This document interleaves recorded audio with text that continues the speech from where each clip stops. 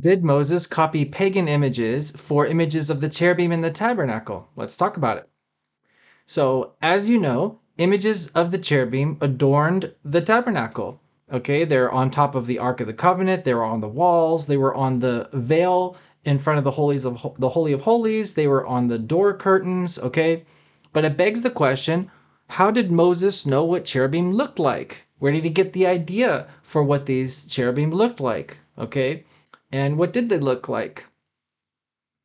Well, the church fathers taught that these images of the cherubim were not true images, as in they had the same likeness or the same form with the archetypes, okay? But that they were dim understandings or symbols that were intended to raise our minds to invisible realities, okay? So these are real angels, they're really there, but they don't have a form that's really circumscribable or able to be depicted accurately.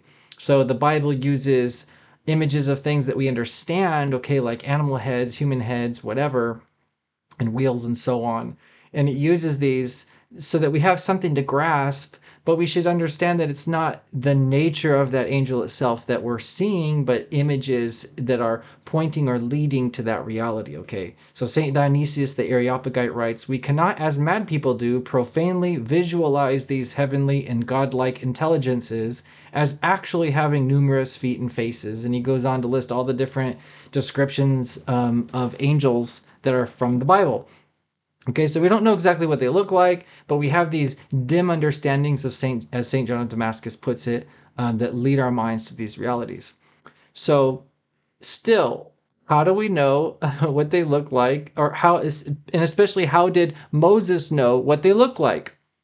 So, modern scholars believe that the images that Moses had made in the tabernacle were based on pagan images from the Near Eastern civilizations in Mesopotamia, Syria, Samaria, Egypt, and so on. Okay, so this is from the IPV Bible Background Commentary, Old Testament, but you can find this anywhere. This is really common narrative. Biblical descriptions as well as archaeological discoveries, including some fine ivory pieces from Nimrud in Mesopotamia, Arslan Tash in Syria, and Samaria in Israel, suggest the cherubim are composite creatures having features of a number of different creatures, like the Egyptian Sphinx, often four-legged animal bodies with wings. So they're coming at this with the perspective that Moses learned or was influenced by images from other pagan civilizations and sort of copied or was inspired by these images when he made the cherubim, okay?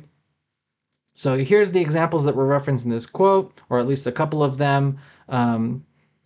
And they're looking at these and they're saying, some of these features are very similar to what we hear in the Bible when these creatures are described, right? You have the wings, you have the, two cherubim pointing their wings or whatever. Maybe it's kind of up like it's covering their face or whatever. I don't know. But they're looking at these and saying, okay, there's some similarities here with biblical descriptions of these angels. So the question is this really a traditional understanding of where Moses got these images? Okay.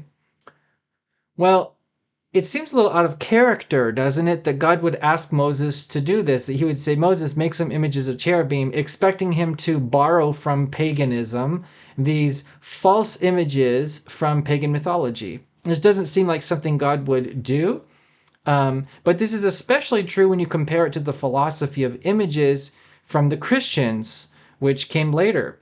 And the Christians emphasized truth of imagery, okay, so true images, through being likenesses with visible archetypes.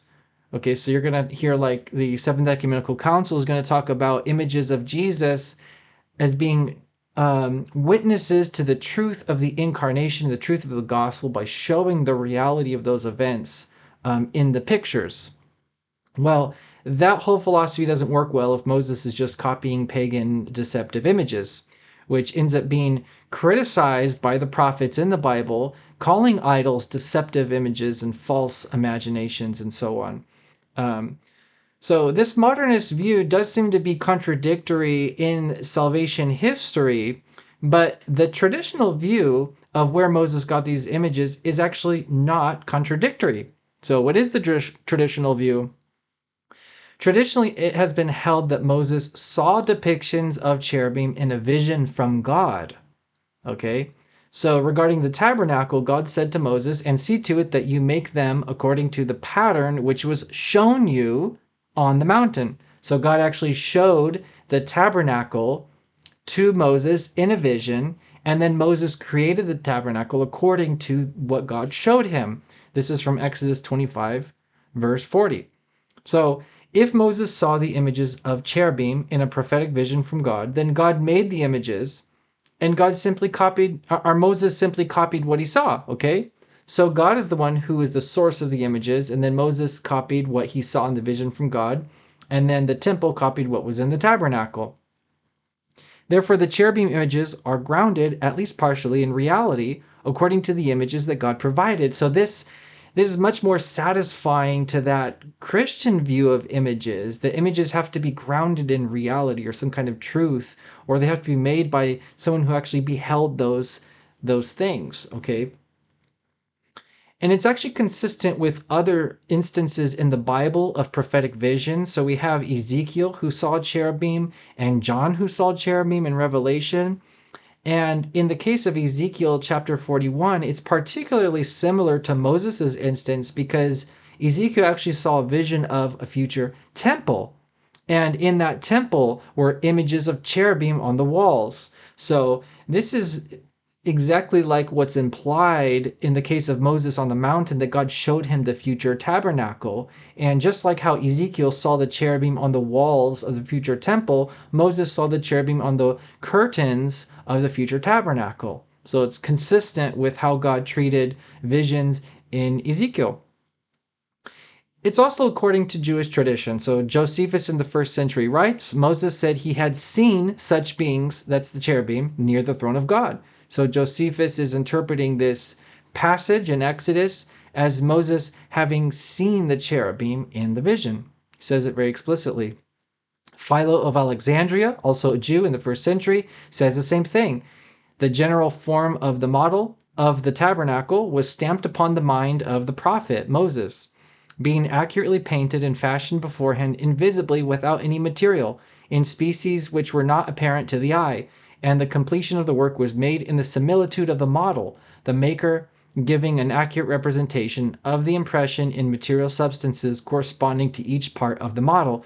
So Philo is saying that the whole model of the tabernacle was stamped upon the mind of Moses, so he could see that finished, completed tabernacle with all those cherubim on the curtains.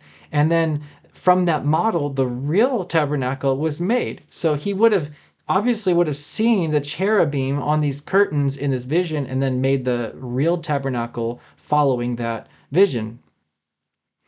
And as it turns out, this is also the teaching of the church fathers, that the prophet saw the cherubim prophetically, not that they copied their images from pagan cultures. So this is not something that's going to be taught in the church fathers, right? This whole pagan origin theory.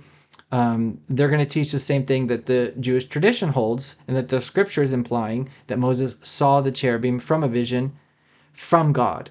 So St. John of Damascus writes, they, talking about cherubim and seraphim, were seen, not with bodily but with intellectual eyes, by the prophets, to whom they were revealed. So not with their physical eyes as real physical material things, but through the intellectual eyes of their mind, they saw these cherubim and seraphim in prophetic visions.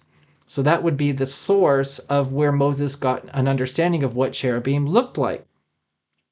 So in conclusion, the images of the cherubim are from God, not from pagan cultures. And they were revealed to him by Moses. And then, so God made the image of the cherubim in a vision, showed it to Moses. Moses put those images in the tabernacle. And then from the tabernacle, that's where the Temple of Solomon got those images. So those images are grounded in God himself, inspired by God, and are grounded in truth, right? Because God is not a liar. He doesn't make deceptive images. So he would have made these images not as 100% true images, right, as the fathers taught, but as something to elevate our minds, to guide our minds to these understandings of higher beings in heaven, okay? Therefore, they are canonical, being fashioned by one, that's God, who has seen them, okay? So this traditional model is consistent with Jewish tradition, church fathers, with the scriptures, and with the current understanding of images and true images in the philosophy of imagery in Christianity today.